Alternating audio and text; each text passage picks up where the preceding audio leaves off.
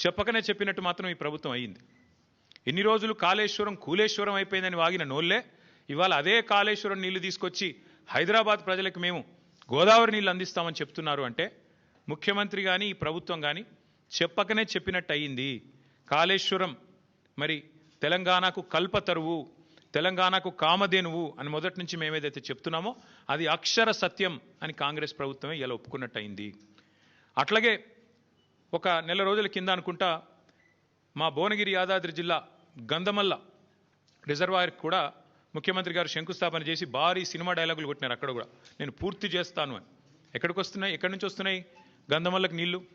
అదే కాళేశ్వరంలో అంతర్భాగమైన కొండపోచమ్మ సాగర్ నుంచే కదా దానికి కూడా నీళ్ళు వచ్చేది.